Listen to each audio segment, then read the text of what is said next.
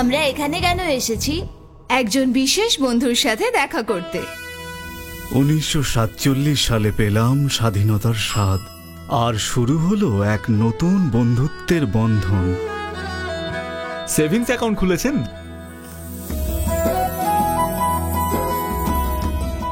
Bank of বরোদাতে আপনাকে স্বাগত।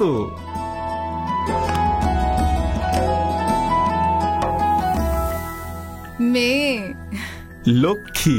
মেয়ে তো ঘরের লক্ষ্মী, কিন্তু সাথে বেড়ে যায় বাবার দায়িত্ব। এর মধ্যে দাদুর অভিজ্ঞতা এলো কাজে। নির্ভরযোগ্য সাথীর করা এফডির অধিকারী হলো নাতনি নিজে। জয় শ্রী কৃষ্ণ। জয় শ্রী কৃষ্ণ। আজ গ্রামের প্রথম মেয়ে স্কুলে যাচ্ছে। লক্ষ্মী পরীক্ষায় প্রথম হলো, কিন্তু কলেজের ফিস ছিল অনেক বেশি। কিন্তু দাদুর করানো এফডিতে দূর হলো সব বিপত্তি। All the best.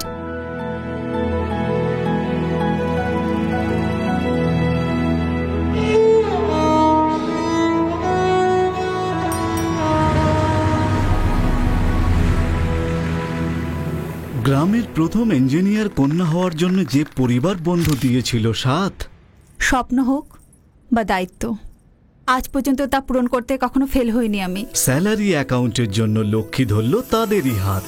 আমার ব্যাংক। তারপর লক্ষ্মী পেল তার জীবন সাথী।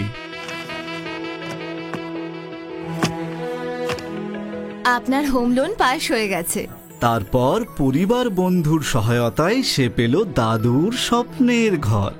দাদু, আপনি নিজের জন্য একটা ভালো ঘর কেন বানাননি? আমার সোনামা, সেটা তো তুমিই বানিয়ে দেবে আমার জন্যে। এবার লক্ষ্মীর ঘরে এলো আর এক লক্ষ্মী। ছোট লক্ষ্মী বড় হয় বাবাকে ছাড়া। বিদেশে পড়ার জন্য মায়ের সঞ্চয় পড়ল কম। মা তার বন্ধুকে করল ফোন, আর এক চুটকিতেই পেয়ে গেল এডুকেশন লোন।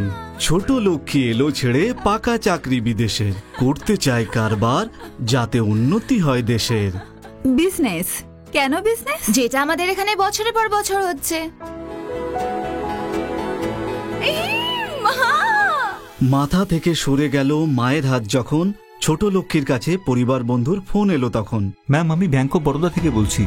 বিশ্বাসযোগ্য বন্ধু মায়ের সমস্ত সঞ্চয় মেয়ের হাতে তুলে দিল, এবং বিজনেস লোন পেয়ে মেয়ে একদিন ওম্যান অফ দ্য ইয়ার হয়ে উঠল।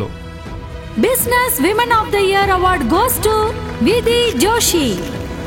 আজ এই পুরস্কার এলো আমার হাতে, কেননা এক বিশেষ বন্ধু ছিল আমার সাথে।